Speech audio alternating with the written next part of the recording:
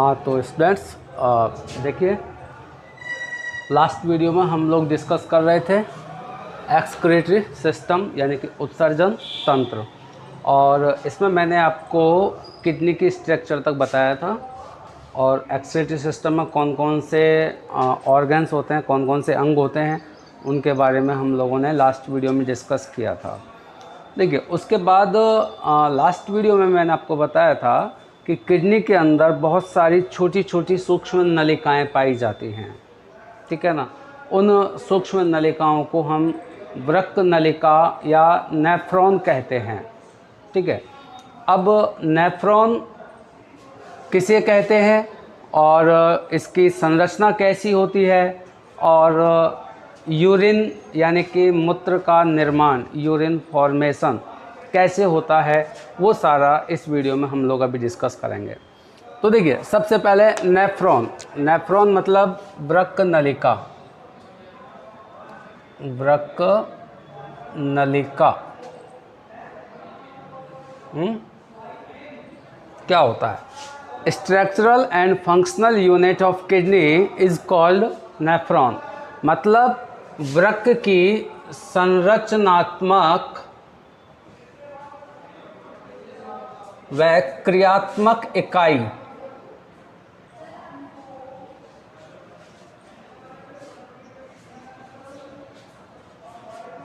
वृक्क की संरचनात्मक व क्रियात्मक इकाई वृक्काणु या वृक्क नलिका कहलाती है, ठीक है बेटा। ये तो हो गई परिभाषा कि नेफ्रॉन किसे कहते हैं।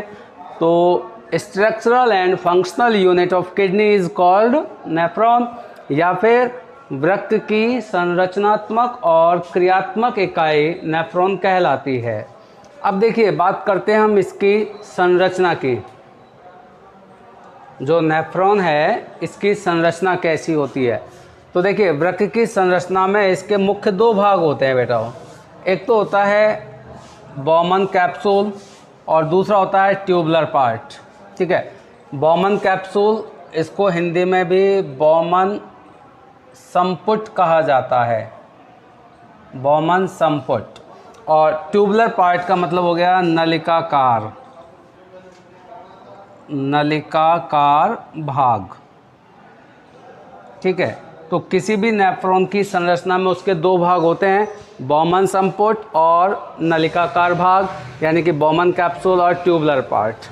अब देखिए, इस डायग्राम को आप देखें तो ये जो इसका आप कप शेप हेड पार्ट देख रहे हैं, है ना, प्याले नुमा भाग, शीर्ष भाग, ये वाला भाग जो बिल्कुल एक प्याले के जैसा है ना, कप शेप है, इसको हम कहते हैं बेटा बॉमन कैप्सूल, है ना।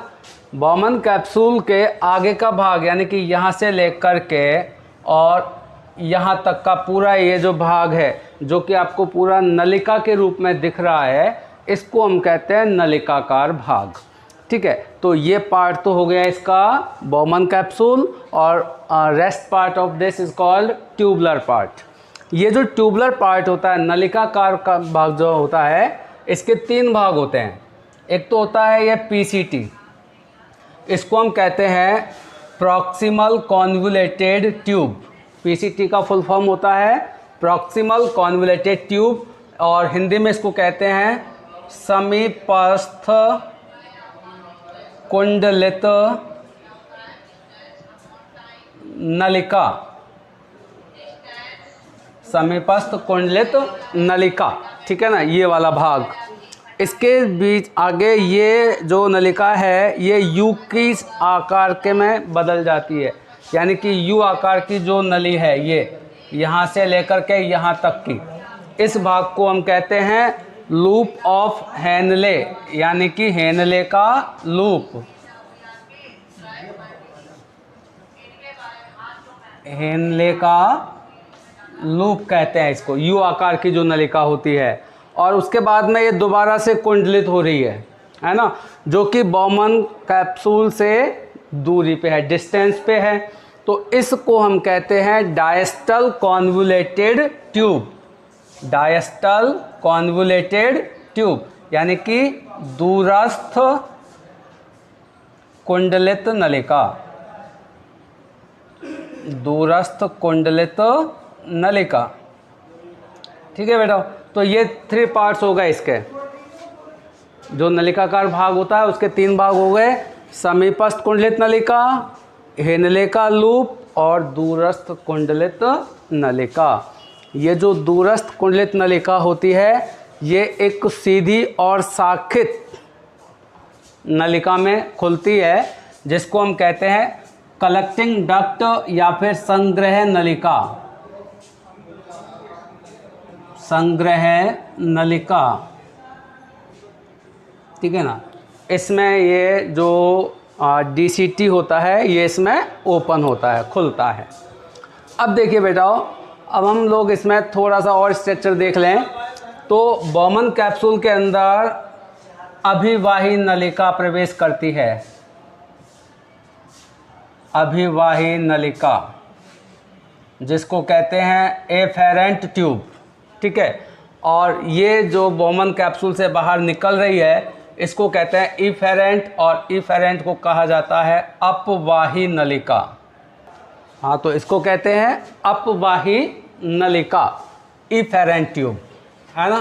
तो इफेरेंट होता है अपवाही नलिका और एफेरेंट होता है अभिवाही नलिका। तो एफेरेंट ट्यूब जो होती है ये नाइट्रोजनस अपशिष्ट यानी कि वेस्टेज वाले ब्लड को, रुधिर को, है ना, बॉमन कैप्सूल में लेके आएगी। यानी कि ये तो शरीर से ब्लड को लेकर के आ रही है, कहाँ पे, किडनी के अंदर, है ना। किडनी में भी कहाँ, बॉमन कैप्सूल में। और यहाँ ये अभिवाही नलिका बहुत ज़्यादा कुंडलित हो जाती है और इस तरह से जो संरचना बनी, ये वाली संरचना, इसको हम कहते हैं ग्लोमेरुलस। क्या कहते हैं इसको, ग्लोमेरुलस, ग्लोमेरुलस, इसको ग्लोमेरुलस कहते हैं बेटा, अंदर जो ये कुंडलित संरचना है इसको। ठीक है, तो अब हम जान लें कि हमारे शरीर में मूत्र का निर्माण होता कैसे है, मतलब वो प्रक्रिया क्या है, प्रोसेस क्या है। तो देखिए, प्रोसेस ऑफ यूरिन फॉर्मेशन यानी कि मूत्र निर्माण की क्रियाविधि, मूत्र निर्माण की क्रियाविधि ओके। देखिए, हमारे शरीर में यानी कि मनुष्यों के शरीर में मूत्र के निर्माण की जो प्रक्रिया है वो 3 चरणों में संपन्न होती है, 3 स्टेप्स में। कितने चरणों में, 3 चरणों में। पहला चरण है इसका अल्ट्रा फिल्ट्रेशन, जिसको परानिस्यंदन कहा जाता है।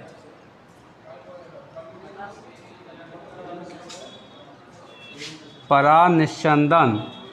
दूसरा जो स्टेप है उसको कहा जाता है रीएब्जॉर्प्शन यानी कि पुनरावशोषण।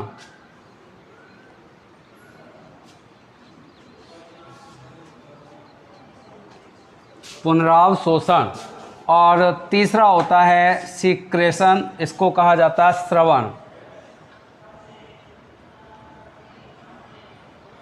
तो ये 3 steps, ultra filtration, reabsorption and secretion, परानिस्यंदन, पुनरावशोषण और स्रवण।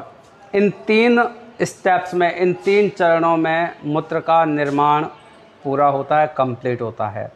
अब हम एक एक करके इन तीनों स्टेप्स को जानेंगे कि इनमें कौन सा प्रोसेस होता है, कहाँ होता है। तो देखिए, सबसे पहले हम लोग बात करते हैं अल्ट्रा फिल्ट्रेशन की यानी कि परानिस्यंदन की। तो ये जो प्रोसेस है, ये जो प्रक्रिया है, ये बॉमन कैप्सूल में कंप्लीट होती है।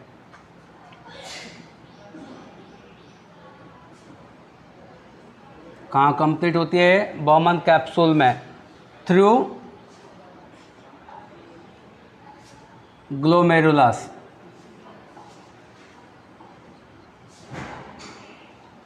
है ना, मतलब सबसे पहले तो नाइट्रोजन अपशिष्ट युक्त रुधिर, है ना, वो जो वेस्ट ब्लड होता है वो एफेरेंट ट्यूब के थ्रू यानी कि अभिवाही नलिका के द्वारा बॉमन संपुट में लाया जाएगा।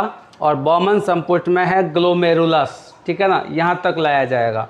तो ग्लोमेरुलस में क्या होगा कि इस ब्लड में से जो वेस्ट है ना, नाइट्रोजनस वेस्ट हैं, उनको फिल्टर किया जाएगा, उनको छाना जाएगा, ठीक है। छानने के बाद जो रुधिर है, प्योर रुधिर जिसको हम कह रहे हैं, प्योर ब्लड, वो तो आपका इफेरेंट ट्यूब में आ जाएगा, यानी कि अपवाही नली में आ जाएगा। और जो फिल्ट्रेट है, मतलब जो छनित है, मतलब जिसमें नाइट्रोजनी अपशिष्ट हैं, वो छनित छन करके नीचे इस नलिकाकार भाग में आ जाता है।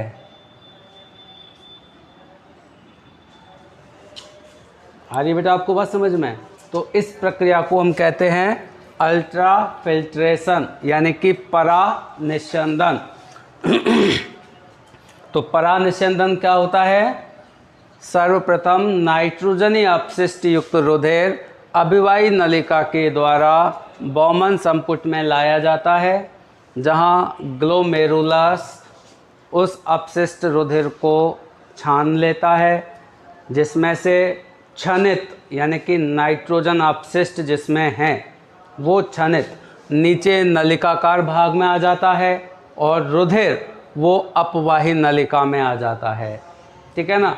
इतना जो प्रोसेस हुआ, इतनी जो प्रक्रिया हुई, इसको हम कहते हैं अल्ट्रा फिल्ट्रेशन, ठीक है बेटा। इसके बाद अगला जो स्टेप है वो शुरू होता है और अगला स्टेप आपका रीएब्जॉर्प्शन यानी कि पुनरावशोषण। अब इसमें क्या होता है, देखिए ये जो फिल्ट्रेट है ना नीचे आ रहा है, इसमें बहुत सारे बेनिफिशियरी सब्सटेंस भी होते हैं, मतलब बहुत सारे इसमें लाभदायक पदार्थ भी छन के आ जाते हैं, क्योंकि पहली बार जब छाना जाता है तो उसमें अपशिष्ट पदार्थों के अलावा कुछ लाभदायक पदार्थ भी छन के आ जाते हैं, जिनकी कि हमारी बॉडी को रिक्वायरमेंट होती है और उन्हें हमें बॉडी के बाहर नहीं निकालना है, तो उनको दोबारा से एब्जॉर्ब किया जाएगा, दोबारा से उनका अवशोषण किया जाएगा। इस प्रोसेस को हम कहते हैं रीएब्जॉर्प्शन यानी कि पुनरावशोषण, पुनः अवशोषण। तो देखिए ये प्रोसेस कहाँ कंप्लीट होगा, तो ये जो फिल्ट्रेट है ये आपका पीसीटी से होते हुए लूप ऑफ हेनले में आएगा, है ना, मतलब हेनले के लूप में आ जाएगा और यहाँ हेनले के लूप में पुनरावशोषण यानी कि रीएब्जॉर्प्शन की जो प्रक्रिया है वो कंप्लीट होती है, वो संपन्न होती है। तो एक रिसर्च के अकॉर्डिंग यदि हम बात करें तो एक जो मनुष्य होते हैं ये 24 घंटे में लगभग 200 लीटर है ना प्रारंभिक छनित बनाते हैं। मतलब यहाँ बॉमन कैप्सूल से नलिकाकार भाग में जो छनित आता है 24 घंटे में, ठीक है ना, एक दिन में, वो लगभग 200 लीटर होता है। लेकिन एक्चुअली में जो यूरिन एक्सर्ट किया जाता है, जो मूत्र त्याग किया जाता है 24 घंटे में, वो मैक्सिमम होता है 1 to 2 लीटर, 1 से 2 लीटर। तो बाकी का ये जो बच गया कितना, लगभग 198 लीटर, 198 लीटर, ठीक है। तो ये 198 लीटर जो इनिशियल फिल्ट्रेट जो था, प्रारंभिक छनित जो था, वो यहाँ पे रीएब्जॉर्ब किया जाता है, यानी कि पुनः अवशोषित करके दोबारा से शरीर में भेजा जाता है, ठीक है बेटा। तो ये प्रोसेस यानी कि पुनरावशोषण की जो प्रक्रिया है, रीएब्जॉर्प्शन की जो प्रक्रिया है, ये कहाँ कंप्लीट होती है, हेनले के लूप में, यानी कि लूप ऑफ हेनले में। इसके बाद रीएब्जॉर्प्शन के बाद जो बचता है वेस्ट, उसको यूरिन कहा जाता है। उससे पहले इसको यूरिन नहीं कहते, अब यहाँ के बाद इसको क्या कहा जाता है, यूरिन यानी कि मूत्र। अब इस यूरिन को डीसीटी से होते हुए यानी कि दूरस्थ कुंडलित नलिका से होते हुए संग्रह नलिका में डाल दिया जाता है। किस में डाल दिया जाता है, संग्रह नलिका में, यानी कि कलेक्टिंग डक्ट में। आप देख रहे हैं कि इसमें कई सारी शाखाएं हैं, ये हर एक शाखा से एक नेफ्रॉन जुड़ा होता है। जैसे ये नेफ्रॉन इसके साथ जुड़ा हुआ है, एक नेफ्रॉन यहाँ पे, दूसरा यहाँ पे, तीसरा यहाँ पे, मतलब बहुत सारे नेफ्रॉन के लिए एक ही कलेक्टिंग डक्ट होती है। तो उस कलेक्टिंग डक्ट में से ये यूरिन आपका यहाँ, ठीक है ना, और ये वाला जो हिस्सा है इस संग्रह नलिका का, ये वृक्कीय श्रोणि में खुलता है, रीनल पेल्विस में खुलता है, ठीक है। जैसे मैंने आपको बताया था, ये किडनी, ये रीनल पिरामिड्स है ना, ये जो हिस्सा है इसको बोलते हैं रीनल पेल्विस, वृक्कीय श्रोणि, ठीक है ना। ये वृक्कीय धमनी, वृक्कीय सिरा और ये मूत्रवाहिनी है ना। तो ये जो नेफ्रॉन जो होती है, इसका बॉमन कैप्सूल वाला पार्ट यहाँ होता है, लूप ऑफ हेनले यहाँ होता है, और ये डीसीटी यहाँ होता है, ये यहाँ पे, ये कलेक्टिंग डक्ट है, संग्रह नलिका, ठीक है। तो ये जितनी भी संग्रह नलिका होती हैं वो यहाँ पे खुलती हैं, इस वाले हिस्से में। इस हिस्से को क्या कहते हैं? रीनल पेल्विस, यानी कि वृक्कीय श्रोणि, वृक्कीय श्रोणि, रीनल पेल्विस।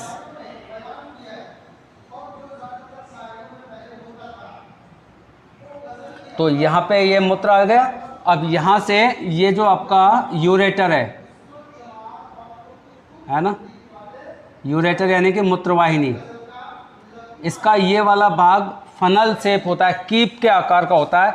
तो ये सारा का सारा यूरिन किस में आ जाएगा? इसमें आ जाएगा। इसको क्या कहते हैं? यूरेटर, यानी कि मूत्रवाहिनी। यहाँ आ जाएगा, ठीक है ना। और मूत्रवाहिनी से ये मूत्र कहाँ पहुँचेगा? मूत्राशय में, यानी कि यूरिनरी ब्लैडर में।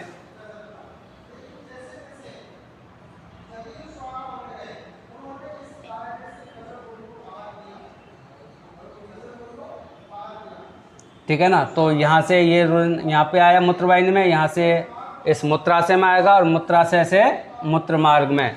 तो मूत्र मार्ग के थ्रू इस यूरिन को बाहर निकाल दिया जाता है। तो इस तरह से बेटाओ एक्सक्रीटरी सिस्टम कंप्लीट होता है, जिसमें आपने जाना कि किस तरह से मूत्र का जो फिल्ट्रेशन होता है ना, उसमें सबसे इम्पॉर्टेंट रोल, सबसे महत्वपूर्ण भूमिका किसकी होती है? किडनी की, है ना, वृक्क की होती है। वृक्क के अंदर ही रुधिर में से नाइट्रोजनी अपशिष्टों को सेपरेट किया जाता है, फिल्टर किया जाता है या छाना जाता है। उसके बाद यूरिन इस प्रोसेस के थ्रू बॉडी के बाहर निकाल दिया जाता है। तो ये तो हो गया बेटा आपका एक्सक्रीटरी सिस्टम, ठीक है ना। अब हमारे शरीर में इनके अलावा भी और भी कई सारे अंग हैं जो उत्सर्जन की भूमिका निभाते हैं, यानी कि कुछ पदार्थों को शरीर के बाहर निकालते हैं। जैसे पानी की जो एक्स्ट्रा अमाउंट होती है, वाटर की एक्स्ट्रा जो अमाउंट होती है हमारी बॉडी के अंदर, उसको स्किन यानी कि त्वचा, है ना, पसीने के फॉर्म में यानी कि स्वेट के फॉर्म में बाहर निकाल देती है। तो हमारी स्किन भी एक तरह से एक्सक्रेशन का यानी कि उत्सर्जन का कार्य करती है। जो हमारे लंग्स हैं, लंग्स मतलब फेफड़े, फुफ्फुस, है ना, ये अतिरिक्त कार्बन डाइऑक्साइड को बाहर निकाल देते हैं। अच्छा, उत्सर्जी पदार्थ है क्या पता है आपको? वो सभी पदार्थ जो हमारे शरीर के अंदर आवश्यकता से अधिक मात्रा में हैं, है ना, जिनको बाहर निकालना ज़रूरी होता है।